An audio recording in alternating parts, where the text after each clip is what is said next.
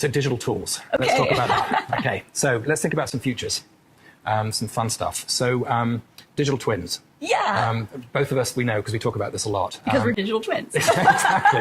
Some say we are. So I think, when I look to the future, this to me is like where everything starts to come together. Yeah. So I get very excited about it. I know you do too. I think for the benefit of people listening in today, perhaps give an overview in your perspective on digital twins and what they really are. Okay, sounds good. I'm going to go back to my West Virginia roots. So digital twins are sort of like your crash test dummy. Yeah, right. Yeah, you can experiment on them and not on yourself. We can experiment on them in terms of drug development, or how, things are going to look in 10, 15 years. It's a way to sort of look into the future, right. And be able to practice treatments on patients without actually hurting the patient.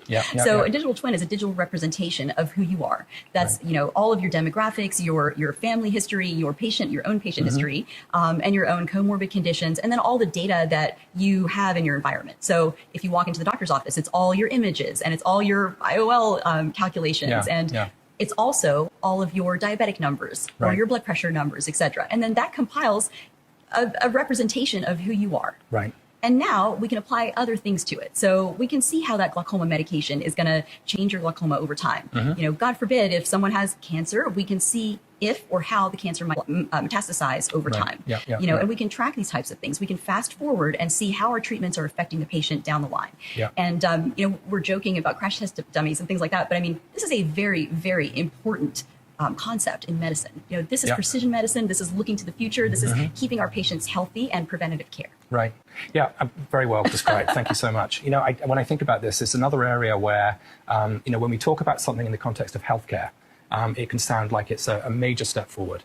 But the reality is that the concept of a digital twin is already used in so many industries, in so many different ways. And we rely on it in ways we don't know for safety. When you think about, I think where this really started was in the aircraft industry and having a digital representation of an aircraft engine, and then learning over time what were the indicating factors for a particular failure mode. That's right. And nowadays, every engine will have its digital twin, and it's used for preventative maintenance. And it's not, it's not widely different when we think about this vision for all of us in the future. This concept of using, a combination of population data with our own personal data. That's right. To identify patterns that we're representing inside the population, so that we can look to the future and say, with this type of, with these types of events happening to you, to us or you as an individual, what's likely to happen next is X.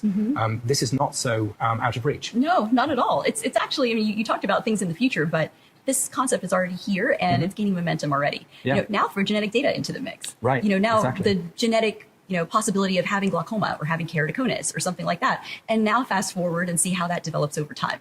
Yes. And I think this is exciting in the context of something else that it would be good to talk to you about.